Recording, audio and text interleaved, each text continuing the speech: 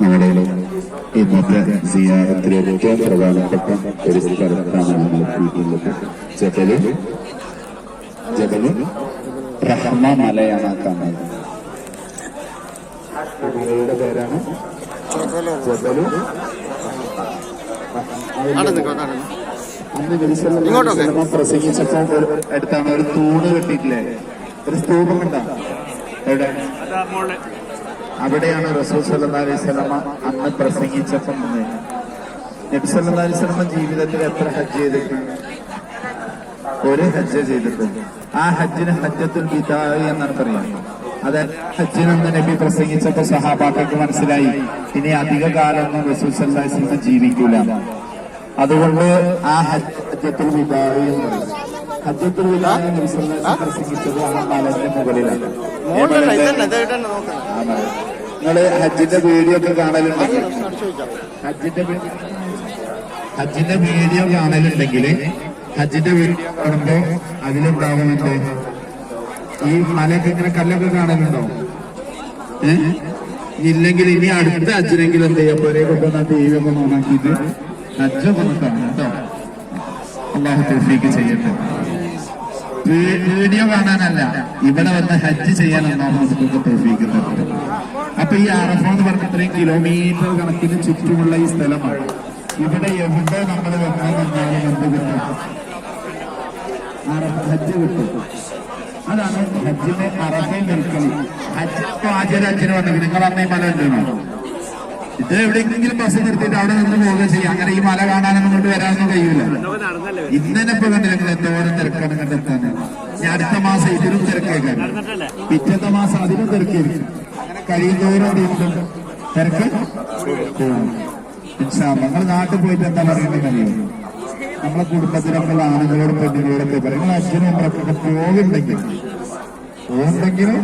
നല്ല ആരോഗ്യമുള്ള കാലത്ത് 5 സെന്റ് വിറ്റിട്ടാണെങ്കിലും 2 വള വിറ്റിട്ടാണെങ്കിലും എന്ത് ചെയ്തോളാം, വേഗം പോയിക്കാണ്.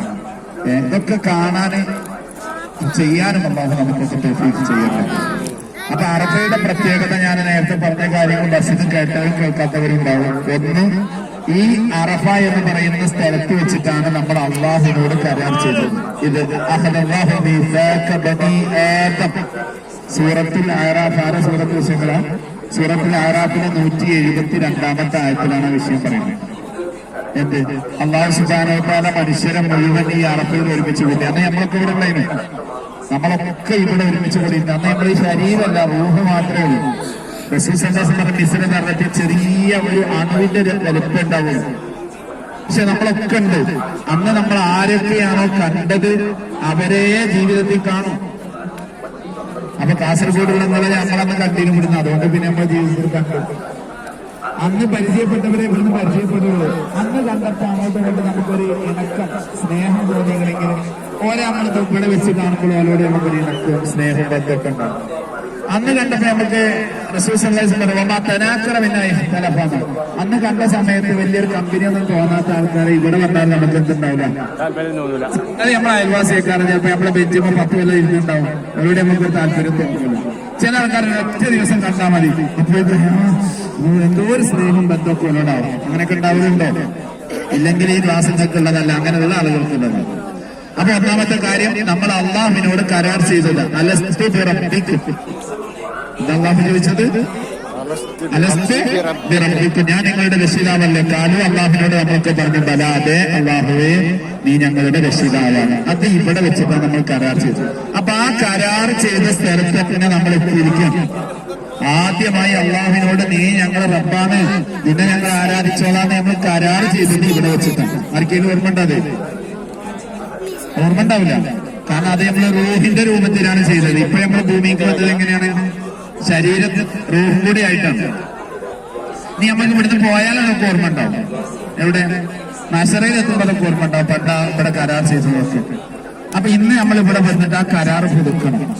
ഇവിടുന്ന് പുതുക്കിയാൽ പോലെ ശരിക്കും നമ്മുടെ ജീവിതത്തിൽ ആ കരാർ പുതുക്കിയിട്ട് അള്ളാഹുവിന്റെ റസൂൽ സല്ലല്ലാഹു അലൈഹി വസല്ലമയുടെ സഹാബാക്കൾ കരാർ പുതുക്കി.